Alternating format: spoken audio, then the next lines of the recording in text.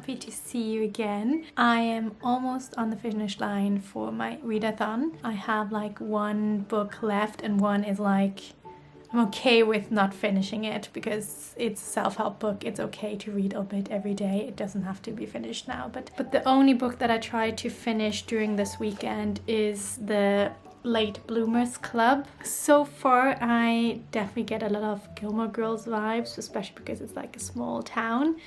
And also because a lot of things happening at the diner. But the main character, Nora, is doing decisions that I don't really like and find hard to empathize with. But I guess that's the important thing of reading outside of your comfort zone, to actually learn and see other people's perspectives and yeah, to learn and grow. But now I'm getting ready because I will meet my friends Elisabeth and Mari for a library visit, and after that we're going eating out. In Norway all the restrictions are lifted except for wearing masks and trying to keep 1 minute of distance, but otherwise I feel pretty free, and I'm not used to that anymore after like 2 years, so I think that's kind of strange, and yeah, you have to ease into it, back to meet friends, going to the gym and everything, and I'm really looking forward to that because I really hope that 2022 is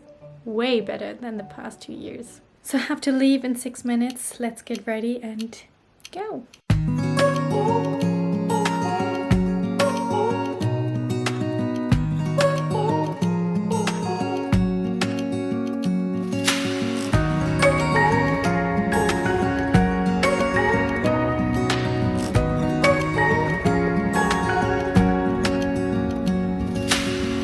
Searching for something that ain't lost.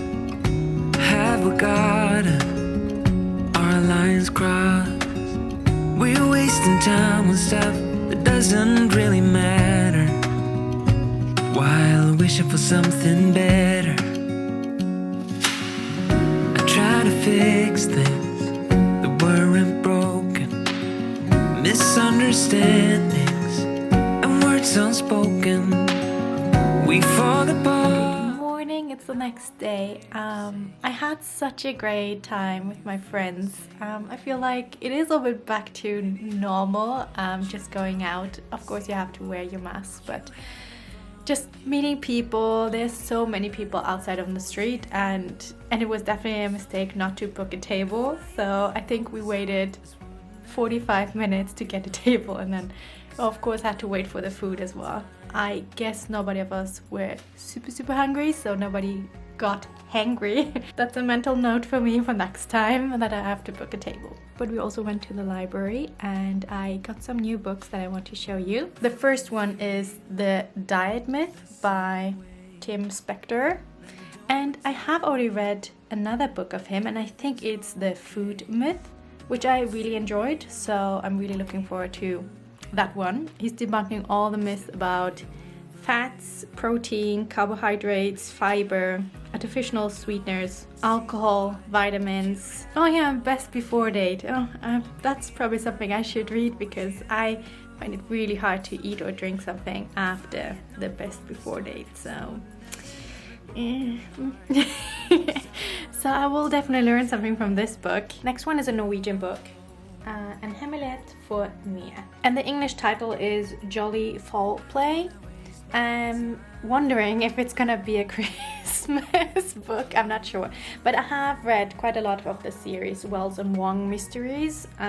Very like Sherlock Holmes, Hercule Poirot duo, just a little bit younger. I think they're 13 or 14 and it's like a young adult's book, and I just love the series, and I really hope that the library has a few more of these books. I think there's 6 or 7 in the series so far, and I've read 2, so. But yeah, that sounds fun. Then I found a book in the exhibition part, and it's called Marathon, which is a fantasy book by Tone Almjell. The English title is Thorn Ghost. It unfortunately didn't say in the book that it was number 2 of a series, so I think I will return it and try to find the first one and start with that. But just by like the cover, it looks so pretty. I really hope that it's a good book. It's a middle grade. I like fantasy as long as they are not too brutal. And then I thought I'd give you an update on my readathon. I finished, finally, Frau Merian und die Wunder der Welt. I really gave it just 3 stars, and I think that's very nice of me. So the book is about Maria Merian, which was a researcher and also illustrator, and she researched a lot about insects.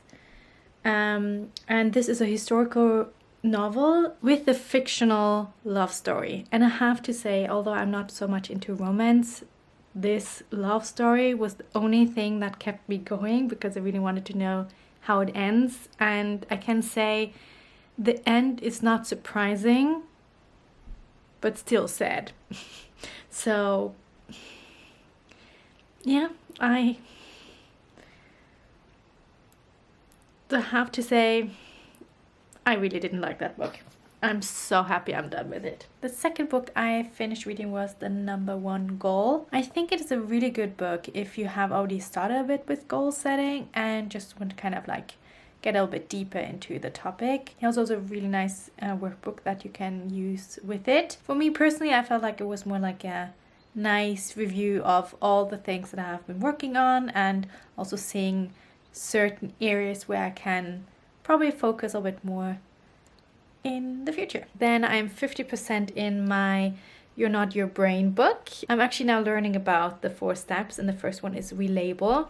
Identify your deceptive brain messages and the uncomfortable sensations. Call them what they really are. And I would say that is the hardest one, because often you kind of like get really swept away with your thoughts that you don't really realize that this is a deceptive brain message, which is not right. And I often see myself feeling a huge urge to eat something, and then I just go and eat instead of relabeling it, saying this is just a thought, this is not right, I can do and go on with my day without reacting to it. So I'm really looking forward to continue it. I usually read it in the morning and the evening, so progress is slow, but there's still progress. And then I actually haven't finished the Late Bloomers Club yet, but so far Nora, the owner of a diner, inherited a farmhouse from her previous neighbor, together with her sister Kit. And Kit is